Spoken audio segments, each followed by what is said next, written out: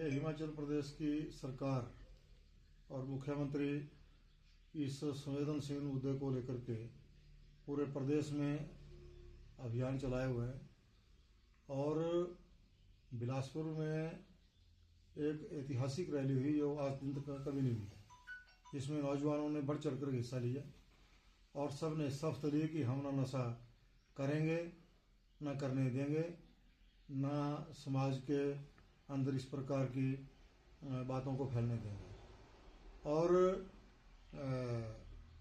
बहुत सुंदर कार्यक्रम हुआ जिसका भारतीय जनता पार्टी के नेताओं को मुख्यमंत्री की सराहना करनी चाहिए, सरकार को धन्यवाद देना चाहिए। लेकिन जयराम ठाकुर जी ने बेशर्मी की हदें लांघ दी। मतलब मुझे उनको ऐसा, मैं कभी इनके बारे में ऐसा बोलना नहीं चाहता था। उनके मंच के ऊपर एक वो व्यक्ति बैठा रहता है जो सुबह उठ करके पहले भांग की सिगरेट पीता है, तो सेड़ी आदमी उनके मंच के ऊपर बैठते हैं। उनको अपने एमएलए का टेस्ट करवाना चाहिए पहले कि वो शराब पीते हैं, नशा करते हैं, नहीं करते हैं, ये कराना चाहिए। वैसा नहीं करवाते।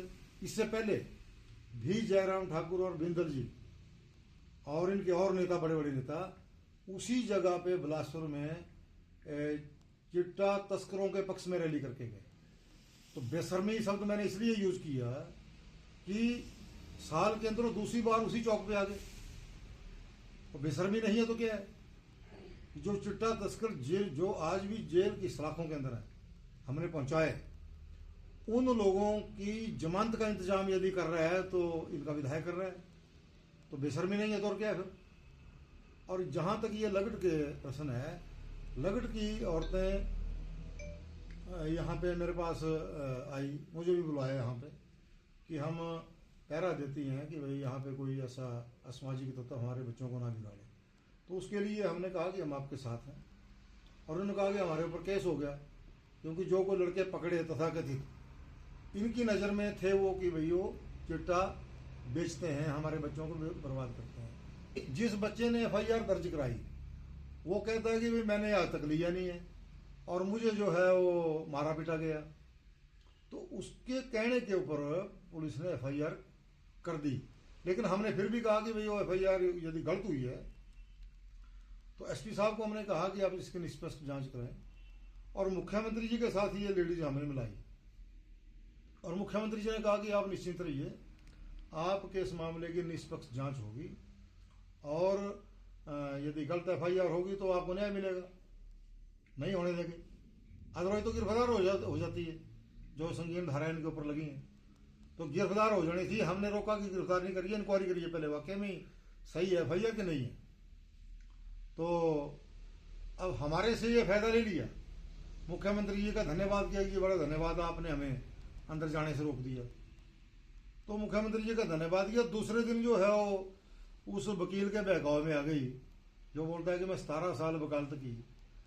वो वकील बोलता है कि नहीं नहीं तुमने ठीक किया, मारो किसको जो भी आता है। वैसे चलते फिरते आदमी को किसको मार देंगे आप? ये सारी चीजें वेरिफिकेशन की हैं। और ये भी हमने कहा कि उन बच्चों के साथ कंप्रोमाइज कराया जाएगा या प्रॉपर इंक्वायरी होगी। इंक्वायरी में यदि वो एफआईआर गलत पाई जाएगा तो सीआर बनाएंगे।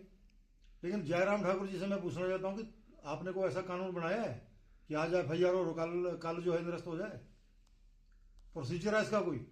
वकालत की है शिमला के अंदर की पाठ चौके हुए हैं?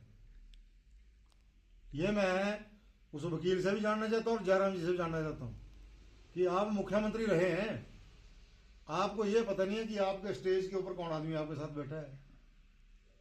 जितने आपके एमएलए उनका टेस्ट करवाइए आप, और अपने आप भी बताइए, खुद भी बताइए आप। नशा जो है वो चिट्टा ही नहीं होता, शराब भी नशा होता है, भांग भी नशा होता है। आप जरा अपने मेडिकल कराओ सारे लोग। सुखविंदर सिंह सुक्खू जी ने यदि ये कार्यक्रम चलाया है पूरे प्रदेश के अंदर, तो उससे इन लोगों को बौखलाहट हो गई है। बौखलाहट हो गई कि अब हम क्या करें, अब नौजवान लोग तो जो है सुखू जी के साथ जुड़ गए। तो उल्टी सीधी बयानबाजी करते हैं, तो झूठ बोलने की सीमाएं सारी लांघ दी। तो जयराम जी से मैं यह कहना चाहता हूँ कि आपको तो बिलासपुर के अंदर आकर के माफी मांगनी चाहिए जो तो लोगों से कि तुम लोगों ने जो है पिछले साल चिट्टा तस्करों के पक्ष में रैली की बिलासपुर में, इनको छोड़ो, इनको बॉडीगार्ड दो, और अभी भी उनको जेल से छुड़वाने के लिए आप और आपके वकील जो है वो इंतजाम कर रहे हैं। ठीक है सर।